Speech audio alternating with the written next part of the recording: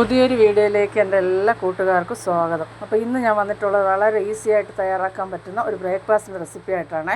അപ്പോൾ എല്ലാ വീഡിയോകളിലും കാണും, മിക്കവാറും എല്ലാ വീഡിയോകളിലും കാണും ഓട്സ്. അപ്പോൾ അതിന് ആവശ്യമായിട്ട് വേണ്ട സാധനം ഓട്സ് തന്നെയാണ്. ഓട്സും സവാളയും ഉണ്ടെങ്കിൽ നമുക്ക് തയ്യാറാക്കി എടുക്കാം. ഞാനൊരു 1.5 കപ്പ് ഓട്സ് എടുത്തിട്ടുണ്ട്. അതിലേക്ക് ആവശ്യം 1 കപ്പ് വെള്ളം ഞാനിപ്പോൾ ഒഴിച്ചു കൊടുത്തു. ഒന്ന് മിക്സാക്കി നോക്കാം. ഒരല്പം വെള്ളം കൂടെ നമുക്ക് ഒഴിച്ച് ഒന്ന് മിക്സാക്കി മാറ്റി വയ്ക്കാം. ഒരു 5 മിനിറ്റ് നമുക്കിതൊന്ന് 5-6 മിനിറ്റ് മതിയാവും. ഇതൊന്ന് റെസ്റ്റ് ചെയ്യാനായിട്ട് മാറ്റി വയ്ക്കാം. നല്ലപോലെ ഒന്ന് കുതിർന്ന് വരും. ആ സമയം കൊണ്ട് നല്ലപോലെ ഒന്ന് മിക്സാക്കി കൊടുക്കുക. ഇത് കുതിർന്ന് വരുന്ന സമയം കൊണ്ട് ബാക്കിയെല്ലാം നമുക്ക് സെറ്റാക്കി വെച്ചാൽ ഇതാ പെട്ടെന്ന് നമുക്ക് തയ്യാറാക്കി എടുക്കാം. ഇപ്പോൾ നല്ലപോലെ 5 മിനിറ്റ് കഴിഞ്ഞിട്ട് നല്ലപോലെ കുതിർന്ന് വന്നിട്ടുണ്ട്.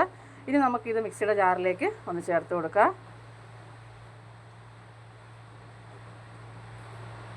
അപ്പോൾ വീഡിയോ കണ്ടുകൊണ്ടിരിക്കുമ്പോൾ ഇഷ്ടപ്പെട്ടാൽ ഒരു ലൈക്ക് തരാൻ മറന്നു പോരുതേ.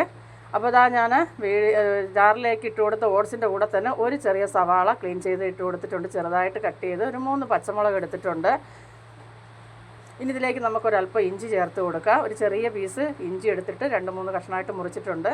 ഒരു തണ്ട് കറിവേപ്പില ചേർത്ത് കൊടുക്കാം. ഇനി നമുക്ക് രുചിക്ക് ആവശ്യത്തിനുള്ള ഉപ്പ് ചേർത്ത് കൊടുക്കാം. അതിൻ്റെ കൂടെ തന്നെ നമുക്കൊരു 1/2 കപ്പ് തൈരും കൂടെ വേണം. വലിയ പുളിയില്ലാത്ത തൈര് എടുക്കുക, അതും കൂടെ ചേർത്ത് കൊടുക്കുക. ഇനി നല്ലൊരു യെല്ലോ ഷെയ്ഡ് കിട്ടുന്നതിന് വേണ്ടിയിട്ട് നമുക്കൊരല്പം മഞ്ഞൾപ്പൊടി ചേർത്ത് കൊടുക്കുക. ഇത് നിർബന്ധമില്ല കേട്ടോ, ഞാനൊരു കളർ വീഡിയോയ്ക്ക് ഒരു നല്ലതായിട്ടിരിക്കട്ടെ എന്ന് വിചാരിച്ച് ചേർത്തതാണ്. അപ്പോൾ ഇനി കുറച്ച് വെള്ളം കൂടെ ഒഴിച്ച് നമുക്ക് നല്ലപോലെ ഒന്ന് അടിച്ചെടുത്തിട്ട് വരാം.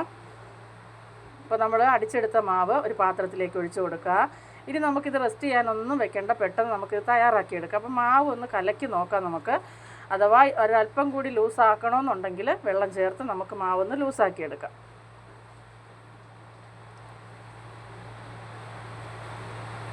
അപ്പോൾ ഒന്ന് മിക്സാക്കി നോക്കാം. വേണമെന്നുണ്ടെങ്കിൽ ഒന്നുകൂടെ വെള്ളം ചേർത്ത് ഒന്ന് ലൂസാക്കിയെടുക്കുക. കുറച്ച് വെള്ളം കൂടി വേണമെന്ന് തോന്നിയിട്ടുണ്ടായിരുന്നു. അപ്പോൾ ഞാൻ കുറച്ച് വെള്ളം ഒഴിച്ച് കൊടുത്തിട്ടുണ്ട്. നമുക്കിതൊന്ന് കലക്കി ഒന്ന് മിക്സാക്കി എടുക്കാം.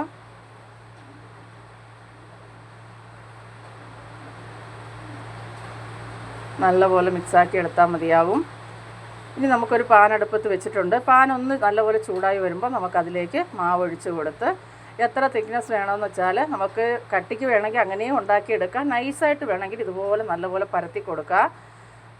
മീഡിയം ഫ്ലെയിമിൽ വേണം വെക്കാനാൽ അല്ലെങ്കിൽ കരിഞ്ഞു പോകും കേട്ടോ. അപ്പോൾ ഒരുപാട് തീ കൂട്ടി വെക്കരുത്, കരിഞ്ഞു പോകും. അപ്പോൾ നല്ലപോലെ ഒരു വശം മുരിഞ്ഞ് വരട്ടെ. നമുക്ക് ഒരു നെയ്യോ അല്ലെങ്കിൽ ഓയിലായാലും കുഴപ്പമില്ല, എന്താണ് നിങ്ങൾക്ക് ഇഷ്ടം അത് ചേർത്ത് കൊടുക്കുക. ഞാനൊരല്പം നെയ്യ് എടുത്തിട്ടുണ്ട്. ഇനി നമുക്കിതൊന്ന് എല്ലാ ഭാഗത്തും ഒന്ന് സ്പ്രെഡ് ചെയ്ത് കൊടുക്കുക. അതിന് ശേഷം ഇതുപോലെ ഒന്ന് മറിച്ചിട്ട് കൊടുത്ത് 2 വശം മൊരിച്ചെടുത്താൽ അടിപൊളി ഓട്സ് കൊണ്ടുള്ള ദോശ ഇവിടെ റെഡിയാണ്. നല്ല ക്രിസ്പി ആയിട്ട് തന്നെ കിട്ടിയിട്ടുണ്ട്. അപ്പോൾ എല്ലാവരും ഒന്ന് തയ്യാറാക്കി നോക്കുക. പ്രിയപ്പെട്ടവർക്കെല്ലാം ഒന്ന് ഷെയർ ചെയ്ത് കൊടുക്കുക. നല്ല ഹെൽത്തി ദോശ, അതുപോലെ തന്നെ ഹെൽത്തിയാണ്, ടേസ്റ്റിയാണ്. അപ്പോൾ ആദ്യമായിട്ട് കാണുന്നവർ ചാനലൊന്ന് സബ്സ്ക്രൈബ് ചെയ്ത് തൊട്ടടുത്തുള്ള ബെൽ ബട്ടൺ കൂടി ഒന്ന് അമർത്തി ഓൾ എന്നുള്ള ഓപ്ഷൻ കൂടി ഒന്ന് എനേബിൾ ചെയ്താൽ ഞാനിടുന്ന എല്ലാ വീഡിയോയുടെയും നോട്ടിഫിക്കേഷന് നിങ്ങൾക്ക് അതാത് സമയം കിട്ടുന്നതായിരിക്കും.